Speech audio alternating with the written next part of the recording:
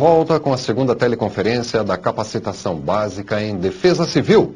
Participe do debate através do e-mail tutoria@cepedcursos.ufsc.br ou do telefone 0800 644 6106. Agora no estúdio estamos com o Coronel Alexandre Lucas Alves, conteudista e também coordenador municipal da Defesa Civil de Belo Horizonte, Minas Gerais. Bem-vindo, Coronel. Muito obrigado, estou muito feliz de estar aqui. Eu tinha medo que o amigo não pudesse participar. O que houve ali em Minas Gerais, em Belo Horizonte na segunda-feira? Uma chuvarada? Ontem nós tivemos... Anteontem nós tivemos uma chuva muito forte, 84 milímetros em poucas horas. Tivemos mais de 50 carros arrastados. Realmente foi um desastre considerável. 84 milímetros de chuva. E qual é a média mensal? Lá para mês de dezembro... Estamos vendo cenas aí, inclusive. Isso foi segunda-feira? Segunda-feira. Em setembro, para dezembro, em torno de 300 milímetros. Em 2 horas caiu 84. Não há sistema de drenagem que consiga absorver isso. Muito bem. Não, desculpe o parênteses, né, mas não podia, foi notícia. Mas a gente tem que estar preparado para isso, né? Os nossos amigos que estão nos vendo têm que estar preparados para isso. É imprevisível, né? Aliás, não houve previsão de tanta chuva, né? Foi imprevisível mesmo. É verdade. Os meteorologistas não preveram, não visualizaram, foi uma surpresa da natureza. Adverso mesmo. E recebemos também com muito carinho o Major Márcio Luiz Alves, conteudista e secretário adjunto da Defesa Civil aqui de Santa Catarina. Bem-vindo, Major Márcio. É um prazer mais uma vez estar contigo, com o Coronel Lucas, num evento tão importante que considero, e parabenizar a Secretaria Nacional por mais um belo trabalho em prol da Defesa Civil Nacional. Isso é a forma que nós temos realmente de estreitar esse país tão gigante nas ações de defesa civil. Então, parabéns à Secretaria Nacional e ao CEPED, que tem sido um instrumento importante no contexto nacional em relação ao conhecimento da defesa civil, a disseminação desses conhecimentos. Pois é, e em Belo Horizonte aconteceu um evento adverso na segunda-feira e ontem aqui em Florianópolis, eu acho que temos até algumas imagens, olha ali, ó, a chuvarada que teve em Florianópolis, esse deslizamento, inclusive com óbitos, né? O Major estava lá acompanhando isso tudo? Não. Quem operou esse desastre foi a Defesa Civil de Florianópolis, de maneira muito competente. Tivemos ali um deslizamento, onde uma pedra de 200 toneladas rolou, uma senhora foi vitimada, um óbito, e 10 casas tiveram que ser removidas. 10 casas. 4 foram destruídas e 10 foram removidas, as famílias, de maneira preventiva. Hoje, olha ali, ó, a Prefeitura Municipal está anunciando o aluguel social para essas famílias e já intervindo na região no sentido de tornar aquela área mais segura. Diferente de Minas Gerais, o nosso foi previsto, foi feito o alerta, mas lamentavelmente foi também muita chuva em curto espaço de tempo, provocando erosão e deslizamento. Pois é. E estamos aqui então nesta capacitação básica em Defesa Civil, né, para instrumentalizar você, cidadão, você, cursista, a montar com o seu núcleo de defesa civil, o seu conselho de defesa civil no seu município. E para iniciarmos nossa conversa, vamos assistir a um VT que explica como montar um CONDEC no município. Pode rodar. Para implantar uma CONDEC nas prefeituras, é necessário cumprir os seguintes passos. 1. Elaborar um projeto de lei de criação da CONDEC. 2.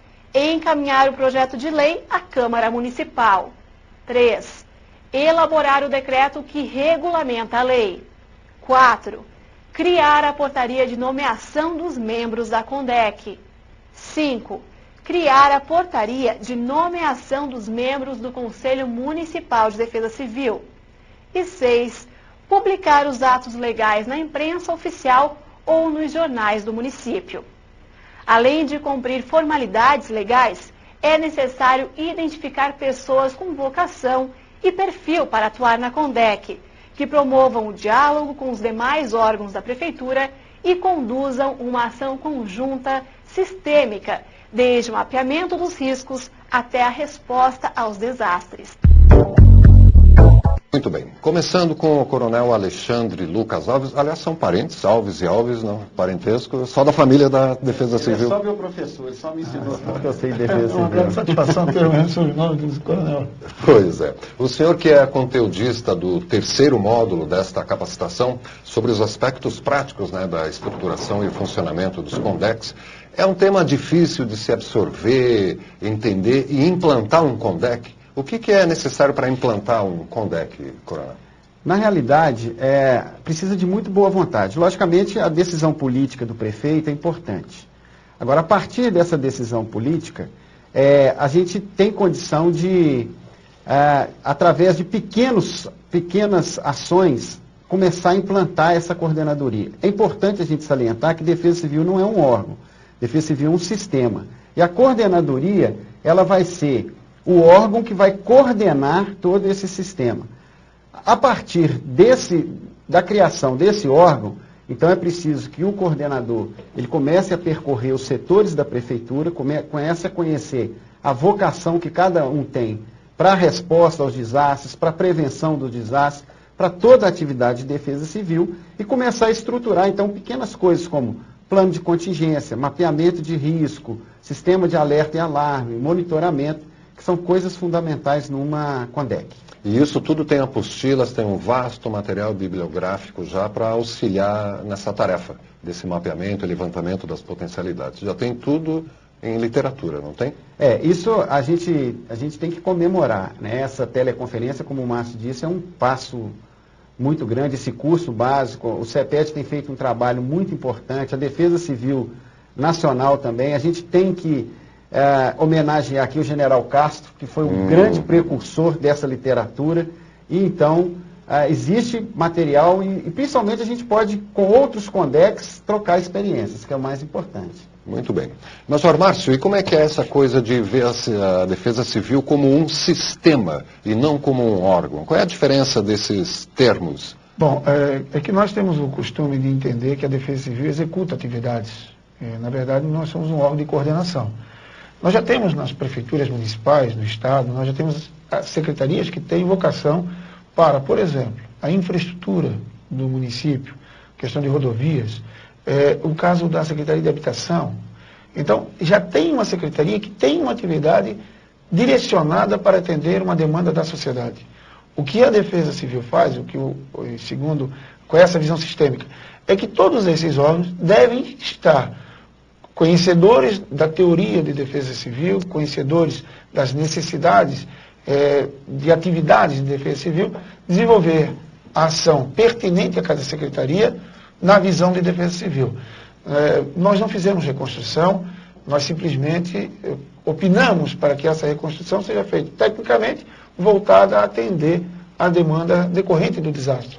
Então, como o coronel falou, nós temos hoje um problema que às vezes a defesa civil entende que ela tem que executar essas atividades. E aí sim, a Defesa Civil tem que ser muito grande para fazer todo esse trabalho.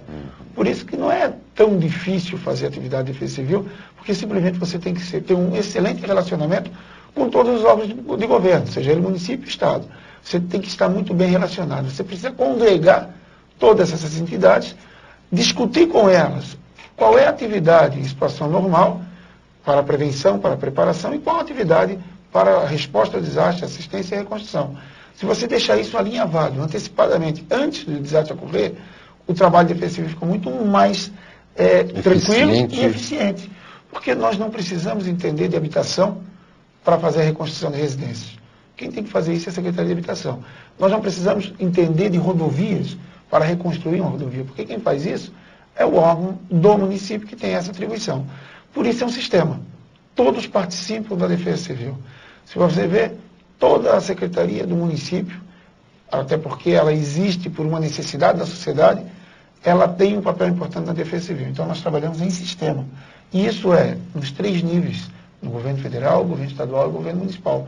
Então nós temos que exercitar a nossa atividade de coordenação e a habilidade de fazer com que todos venham a contribuir com as atividades de defesa civil. E todos podem e devem, então, contribuir com as atividades. Não é ficar esperando que o chefe da Defesa Civil... Isso a tua pergunta nos leva a pensar o seguinte. que às vezes as pessoas ficam muito esperando o convite. E nós, por ser um sistema, nós precisamos que as pessoas venham colaborar conosco.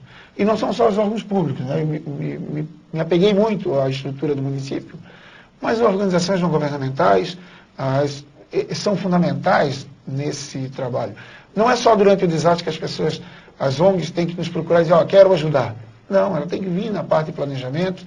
A Defesa Civil Municipal precisa buscar esses parceiros, porque no desastre nós sempre teremos uma defasagem muito grande entre o que se necessita e do que se tem disponível para atender a sociedade. Muito bem. Coronel Alexandre, rapidamente, como é que é o exemplo de Belo Horizonte? Como é que está estruturado? Como é que é o sistema da Defesa Civil ali na capital mineira? Olha, Belo Horizonte tem uma tradição já de ter um sistema de defesa civil que funciona muito bem. Já existe essa cultura entre os órgãos de que todos fazem parte da defesa civil e todos têm uma vocação para atividades de prevenção, para atividades de preparação, de resposta e de reconstrução. Isso que o Márcio falou é muito importante. E eu acho que, inclusive, isso deve ser o primeiro desafio do coordenador municipal. É começar a percorrer todos os setores da prefeitura e criar cultura no ambiente. Em Belo Horizonte nós já temos isso, todos os órgãos funcionam, todos sabem que no plano de contingência já conhece a sua atribuição. Nós não precisamos ter máquinas, tratores. Eu sei o órgão do município que tem e quando eu preciso de máquinas e tratores eu aciono. Né? E além do que nós temos 153 desastres no CODAR, cada um tem uma especificidade, por exemplo, ratos domésticos. Isso é um desastre. A Defesa Civil tem que atuar. Agora, imagina se eu preciso entender de rato. Tem os biólogos do sistema de zoonose da prefeitura que entendem desses animais. Então, quando eu preciso, eu busco nessas pessoas a assessoria que nós precisamos para congregar todos os atores e atuarmos na resposta. Belo Horizonte funciona assim. Desde 93, nós temos um programa estrutural de área de risco. Em 1993, nós tínhamos 15 mil residências em área de alto risco. Hoje, nós só temos 2.800. Em que ano havia 15 mil? 93. Em 93. Então, ao longo dos anos, trabalhos de prevenção estão sendo feitos, pontuais, organização da comunidade. Então, setores específicos da prefeitura vão trabalhando em conjunto dentro de um planejamento coordenado. E aí, o mais interessante é que acaba com aquela ideia de que isso é problema da Defesa Civil. Né? Em Belo Horizonte não tem isso, porque Defesa Civil somos todos mesmo. As pessoas acham que deu um desastre, isso é problema da Condec. Não é problema de todo mundo. Muito bem. Obrigado, Major, obrigado, Coronel. Vamos assistir agora a um VT que explica como criar os NUDECs, os Núcleos de Defesa Civil nas comunidades, para ilustrar um pouco a nossa conversa. Como vimos na entrevista com o secretário Humberto, a Condec precisa ser uma instituição intimamente ligada com a comunidade local por meio dos NUDECs, órgãos indispensáveis dentro do Sistema Nacional de Defesa Civil. Vamos agora ver algumas etapas para a criação dos NUDECs. Realizar palestras nas comunidades sobre a questão dos riscos, aproveitando grupos organizados como as associações de moradores. Promover capacitações para a formação dos núcleos com temas ligados à realidade local. Construir a metodologia de funcionamento dos núcleos, mantidos por voluntários. Realizar atividades práticas de reconhecimento e orientação sobre os riscos locais. E realizar campanhas educativas para a orientação da comunidade. Os NUDECs podem ter origens e estruturas muito diversas, mas tem a mesma finalidade: contribuir para que as pessoas também se sintam responsáveis em tornar resiliente sua comunidade.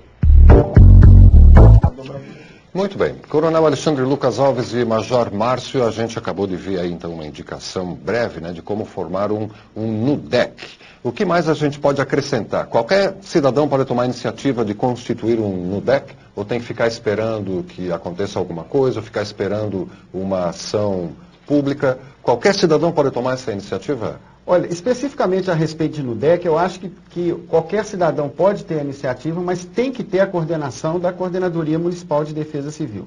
Porque um núcleo de defesa civil ele tem que estar intimamente associado ao desastre a qual aquela comunidade tem risco, né? O risco daquela comunidade.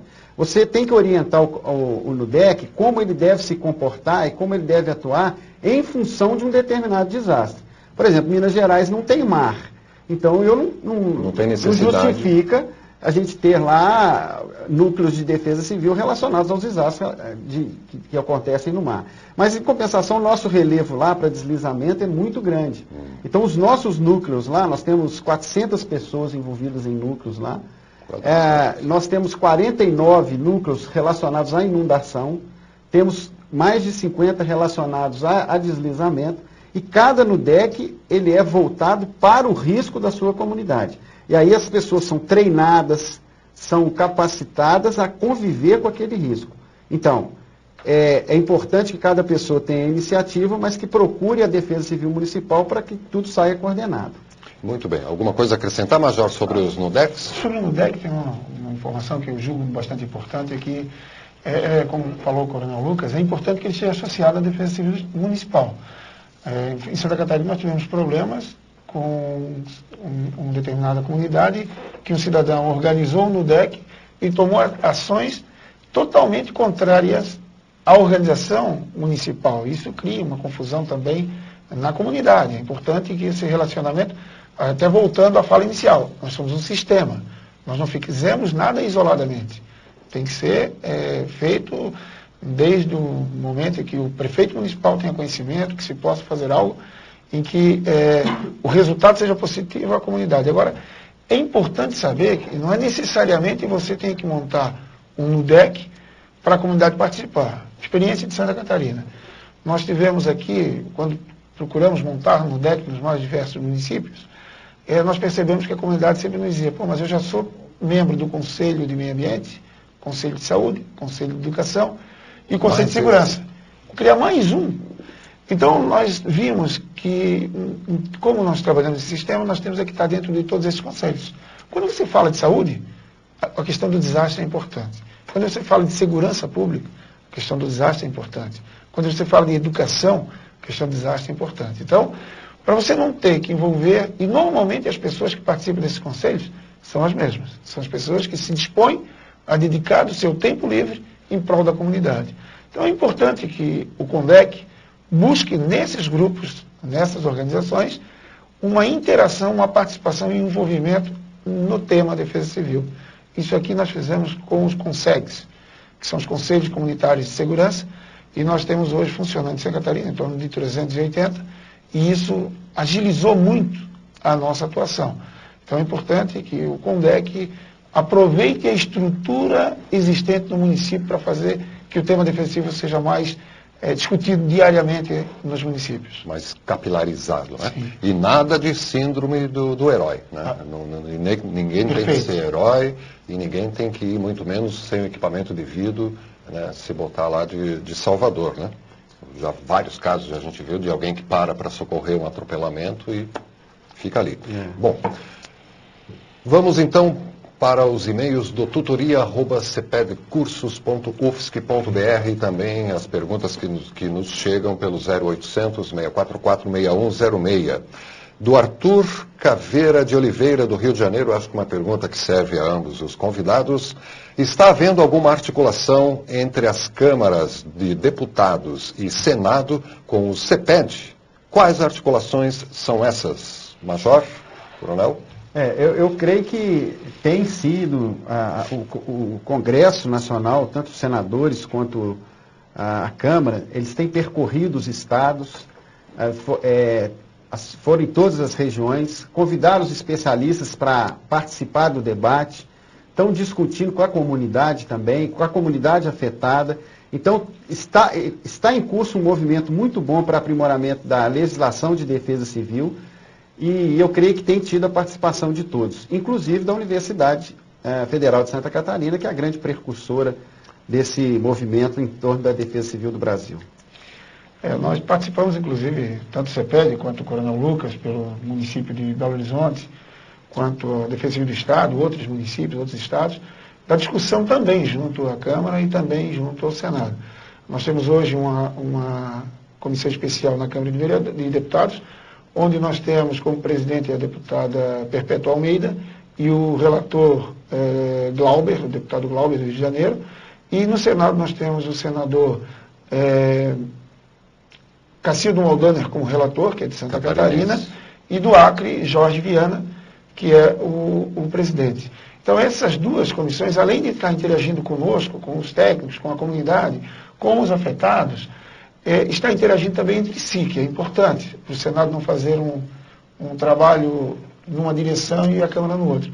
E isso está se aprimorando. E a Secretaria Nacional de Defesa Civil acompanha diariamente, participa. Então, eu posso aqui afirmar, nos meus quase 20 anos de Defesa Civil, que eu nunca vi um movimento no Brasil tão importante e tão voltado às coisas de Defesa Civil para o Brasil. Nós estamos num momento muito importante para o Brasil no tema defesa civil. Está sendo feita uma regulação, pois não? Eu queria acrescentar que é importante a gente salientar que a Secretaria Nacional de Defesa Civil também tem sido um ator muito importante nessa questão, tem chamado todos à conversa, tem sido debatido desde o início do ano, a gente tem participado, tem sido consultado sobre o aprimoramento dessa legislação, então tem sido, tanto pelo governo, Poder Executivo Federal, como pelo Congresso Nacional, tem sido muito democrático esse debate para que as contribuições sejam as maiores possíveis. E tem data para isso sair? Será, Major, para sair essa regulamentação? Olha, o deputado Glauber, que é o relator da Câmara, ele tinha intenção de apresentar o relatório para levar a apreciação e aprovação no dia 1º de dezembro, que não foi possível. No entanto, nós já conhecemos o relatório, o pré-relatório, ele é muito interessante. E acredito que quando retornar os trabalhos no Congresso Nacional, esse relatório deve ser apresentado, e até para entender a ideia da Câmara é que tenhamos um Código Nacional de Proteção Civil. A ideia é que o Estatuto Nacional, para regulamentar essa atividade tão importante para o Brasil, que até hoje é regulamentada através de decreto, um recurso legal muito frágil. Então isso deve acontecer através de uma lei e que fique algo mais forte. Tutoria@cepedcursos.ufsc.br, agora conversando com o cursista Vitor Tadeu Santana Lázaro, do Distrito Federal. Obrigado pela participação. Vitor, de novo uma pergunta que cabe aos dois convidados. O Vitor diz que, estudando o módulo 2, observou que houve mudanças em relação à decretação de SE e ECP, que é a situação de emergência e estado de calamidade pública, não? Que antes necessitavam da homologação do Estado. Mas quem faria este documento? O coordenador municipal estadual, o prefeito, o governador? Bom, na verdade, realmente a lei 12.340, que foi de 2010, ela trouxe essa alteração.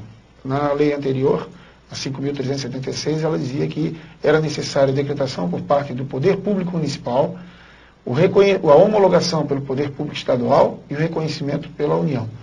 Hoje é possível o município decretar, um ato do prefeito, que é um decreto municipal, então só o prefeito pode fazer esse decreto, e é remetido à Secretaria Nacional de Defesa Civil, que providencia o reconhecimento, sendo caso ou de situação de emergência ou estado de calamidade pública. No entanto, quando for acessar recursos do governo municipal, estadual, em Santa Catarina, nós exigimos a homologação, porque na lei estadual, ela prevê a homologação por parte do Estado para ter acesso a recursos estaduais de socorro, assistência, reabilitação ou até mesmo reconstrução. Então, a legislação procurou facilitar, e não era a intenção, imaginamos que a intenção do legislador não era retirar o Estado do processo, mas sim dar uma agilidade maior. No entanto, nós entendemos que são 5.560 municípios no Brasil. Imagino todos os municípios, ou parte deles mandando o decreto para Brasília, para a Secretaria Nacional. Então, o Estado tem um papel importante de auxiliar os municípios, e a decisão de tomar do decreto é uma orientação da Coordenadoria Municipal de Defesa Civil ao senhor prefeito, o qual, através de decreto, pode decretar calamidade pública ou situação de emergência. Algo a acrescentar? Eu acho que essa questão de decretação está relacionada ao Pacto Federativo. Então, eu acho que o prefeito, quando ele decreta a situação de emergência, ele está, inclusive, facilitando os processos administrativos para a resposta ao desastre. A homologação, na verdade, na época, era um decreto do do governador decretando situação de emergência lá. Ou seja, ele homologava o que já estava sendo. E o reconhecimento também era um decreto do governo federal dizendo que aquela cidade tinha situação de emergência ou calamidade. Eu acho que esse processo agora ficou mais fácil. Se o Estado não tem recurso, tem muitos estados que não tem como ajudar, o governo federal agiliza a liberação. Então agora basta que o prefeito decrete e envie para Brasília e para o Estado, e aí os processos vão dar andamento de acordo com a disponibilidade de recursos de cada esfera. E num caso de desastre, de ter que mandar um auxílio financeiro, ele pode vir tanto do Estado quanto da área federal simultaneamente? Pode. O recurso pode vir das duas fontes, tanto do recurso federal quanto do recurso estadual. Aqui em Santa Catarina é muito comum a transferência de recursos. Normalmente nós fizemos a aquisição do material necessário pelo município para fazer o atendimento. Até porque nós entendemos que o município, por estar afetado, tem dificuldades administrativa de fazer esse procedimento. Sim. Então o Estado faz. A União pode dar suporte financeiro diretamente ao município ou através do Estado. Isso também é possível e é comumente feito. Mas isso aí depende de enviar a papelada toda tanto à esfera federal quanto à esfera estadual. Não é o mesmo relatório só para... Não. Isso que diferenciou a lei de 12.340, porque antigamente o prefeito fazia para o Estado, e o Estado fazia remessa ao governo federal. Hoje, o município tem que fazer ao Estado e à União. E aí, no caso de Santa Catarina, o município é obrigado a fazer para o Estado para ter acesso a recursos estaduais. Então, essa é uma diferenciação. No entanto, o recurso pode vir de qualquer uma das duas fontes. Eu quero chamar a atenção, porque é fundamental que o coordenador municipal de defesa civil e seus agentes sejam muito competentes na organização dessa papelada. Por isso que essa capacitação é importante, por isso que é importante que a gente conheça o nosso trabalho, nós que fazemos defesa civil, porque esse trabalho de avaliação de danos, de decretação, de assessoria, de juntada de material, de fotografia, de projeto, isso sim é a Coordenadoria Municipal de Defesa Civil que deve coordenar de uma forma muito competente. Então, o coordenador municipal de defesa civil ele deve ser um profissional que conhece profundamente essa questão, que tem a condição de fazer avaliação de danos de forma muito competente, porque o resultado desse trabalho dele é que vai garantir uma resposta eficiente e um socorro para essa população que sofre na sua cidade. E o Cristiano Heckert, que é do Departamento de Articulação e Gestão da SEDEC, já colocou aqui no primeiro bloco, né, que já está sendo pensada uma capacitação especificamente para esse ponto, né, de como elaborar esses relatórios e tudo. É só aguardar. Para terminar com a questão levantada pelo Vitor Tadeu Santana Lázaro, ali do Distrito Federal, ou lá do Distrito Federal, caso seja aprovada a decretação e a intervenção federal no tocante a recursos financeiros, para quem iriam os recursos, tendo em vista que ainda não temos o cartão em todo o país? Vitor, Santa Catarina, lamentavelmente, foi o primeiro estado brasileiro a receber recursos através do cartão. Isso não é motivo de comemoração, porque nós fomos afetados por um desastre em setembro. O que acontece? O cartão você faz imediatamente. A partir do momento que o governo federal libera o recurso para o município, o Banco do Brasil expede o cartão rapidamente. Isso não demora 24 horas. Então, há um trâmite legal que não tem como ser desprezado ou ignorado. E nesse mesmo momento, o Banco do Brasil providencia a abertura de conta, é indicado quem serão os responsáveis por administrar esse cartão, e ele é uma forma de pagamento ágil que você utiliza para aquisição, pagamento de materiais e atender o desastre. O cartão não isenta os municípios do trâmite legal previsto na Lei 8.666, que é a Lei de Licitações, que no artigo 24 ela propõe, olha, você pode, em situação de emergência ou estado de calamidade pública, você pode abrir mão de uma licitação através de uma dispensa de licitação, que é um ato legal. O cartão não inviabiliza ou não dispensa o cumprimento da Lei 8.666. Então, isso tem sido rápido, sim, e não será o problema você não ter o cartão. O cartão só é feito quando é liberado o recurso. Muito bem. É importante a gente salientar que esse dinheiro do cartão, esse dinheiro que é liberado de imediato, é para o socorro, né? É para a resposta. Ele não serve para reconstrução. E a pergunta dele está relacionada para quem que vai ser liberado. Para o município que não tem cartão, vai para a prefeitura. E aí eu imagino que os recursos eles vão ser direcionados para o CONDEC tem que ser direcionado para o CONDEC com relação à resposta, à assistência, à compra de colchões, aluguéis, essas coisas. Agora, quando há estruturas específicas para isso, Belo Horizonte tem a Urbel, por exemplo, que trabalha com um programa de moradia. Então, o recurso pode ser direcionado para a Prefeitura e a Prefeitura direciona para o órgão que tem a vocação para essa finalidade específica da liberação do recurso. Urbel? É a Companhia Urbanizadora de Habitação de Belo Horizonte. Muito bem. E em Belo Horizonte, lá em Minas Gerais, tem muito radioamador, Coronel? Tem.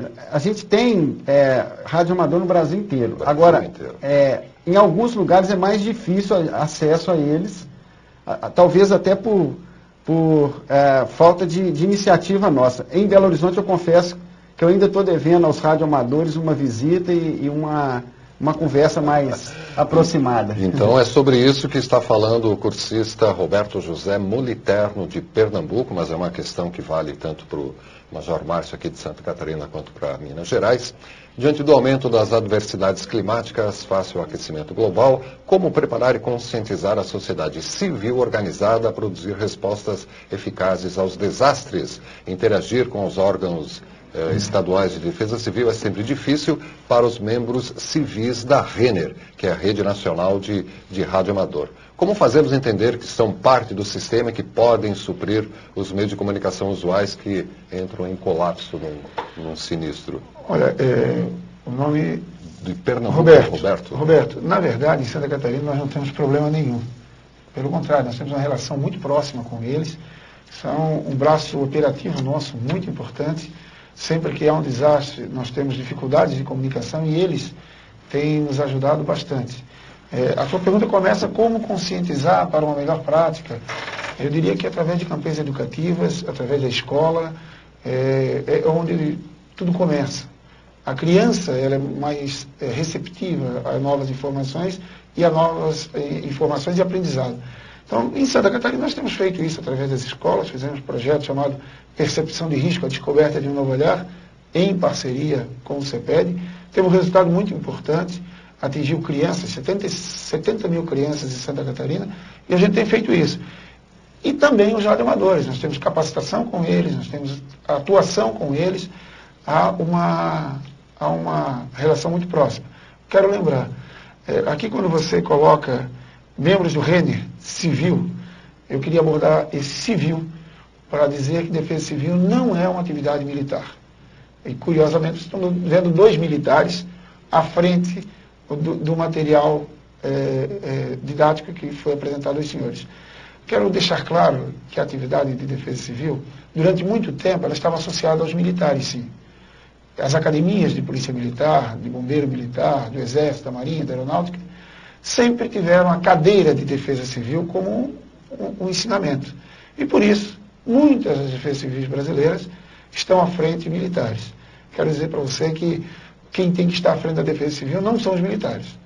São pessoas preparadas para desenvolver a atividade de defesa civil. Seja militar ou não. Seja militar ou não.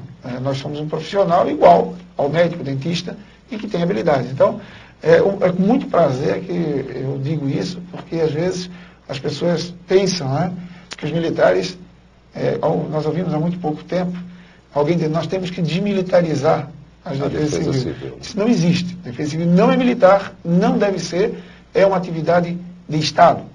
Então, por isso, a gente precisa ter esse trabalho. E o radioamador, ele é importante. Aqui em Florianópolis, em Santa Catarina e no Brasil. Vocês fazem um belíssimo trabalho e vocês são muito úteis. Então, a gente sempre estará junto de vocês e vocês junto de nós. Somos um sistema. Muito bem. Está fluindo as perguntas pelo tutoria@cepedcursos.ufsc.br. Com licença, senhores.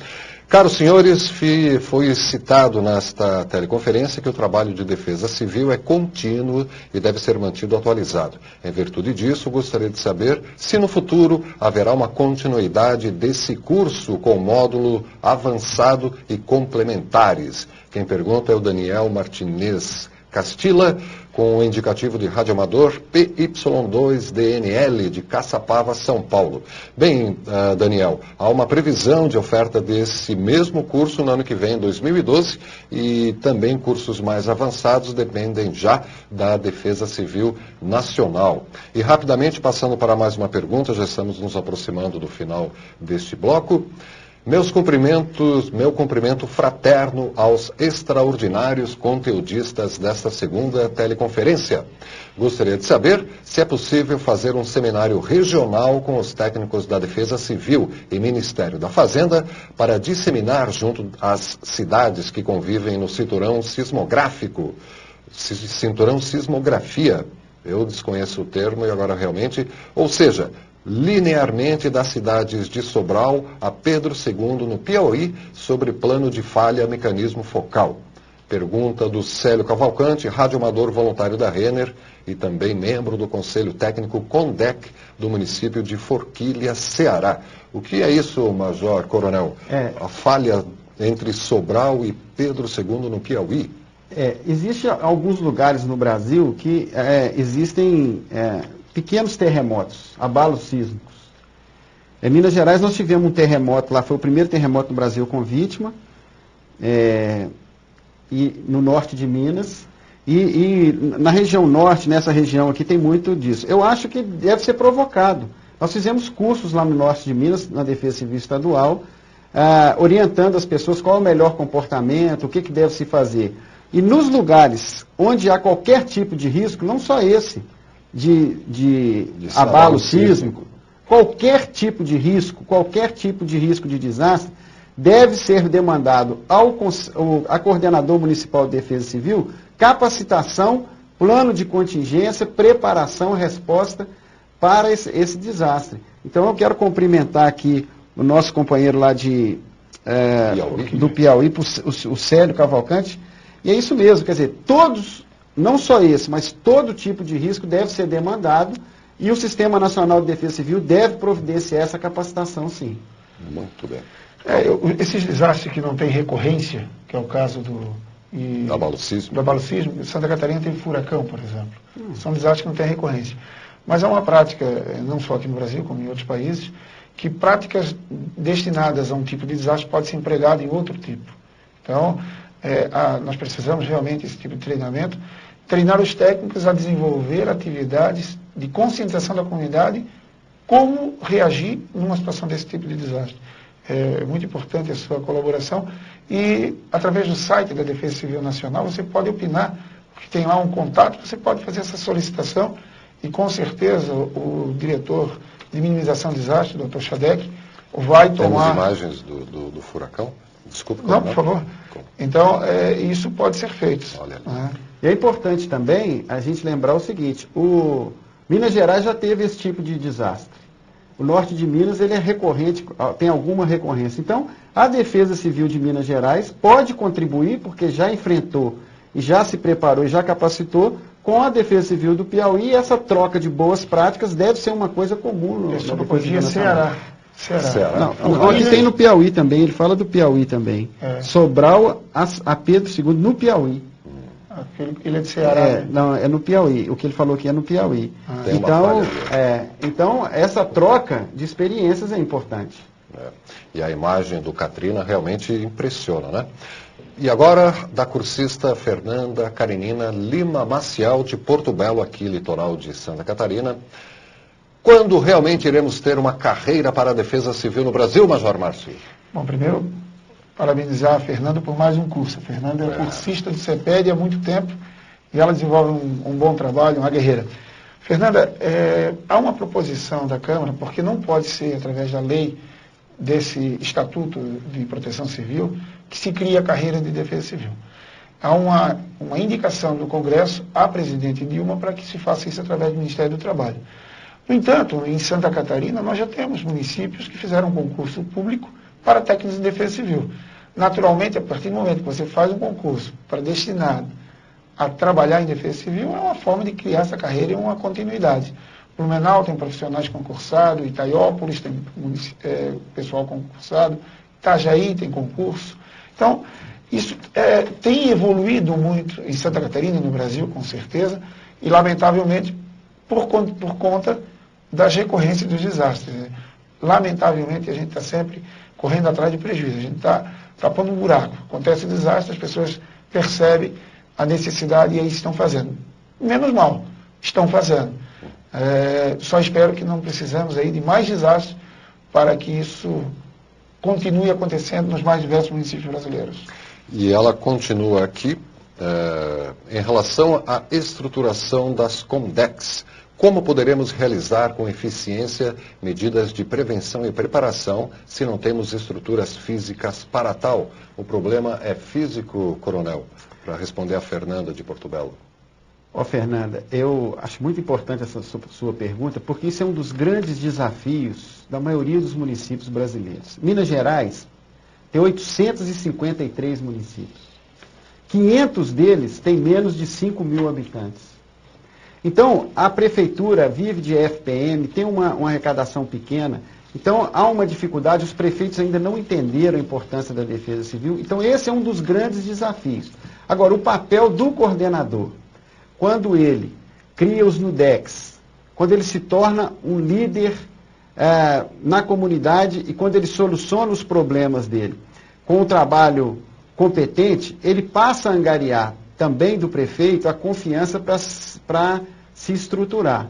Eu sempre, nos lugares que eu fui, eu sempre disse o seguinte: eu vou fazer com o que eu tenho para mostrar que vale a pena investir em mim.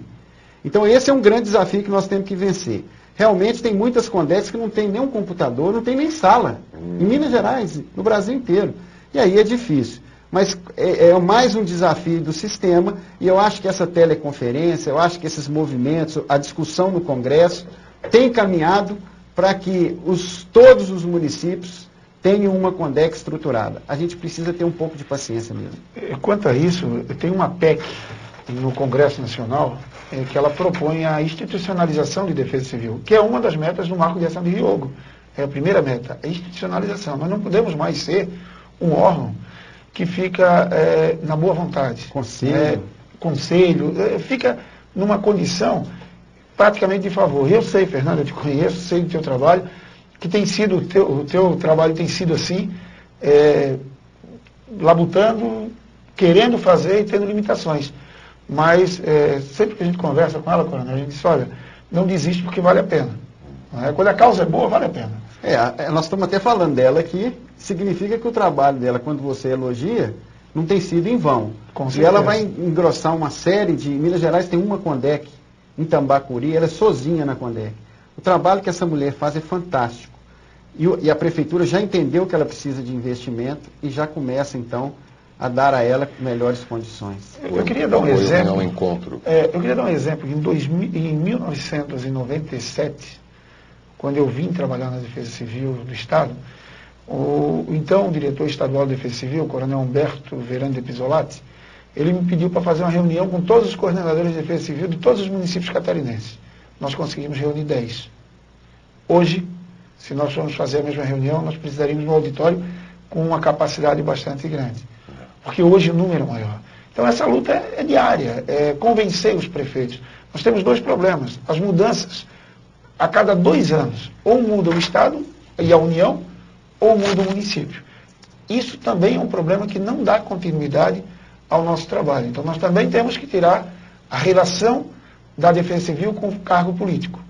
Nós podemos ter um diretor, um secretário indicado politicamente, no entanto, precisamos ter um corpo técnico permanente para que tenha realmente continuidade. Esse é um esforço nosso, de Defesa Civil. O coronel Humberto Viana, da Secretaria Nacional de Defesa Civil, tem trabalhado com essa visão.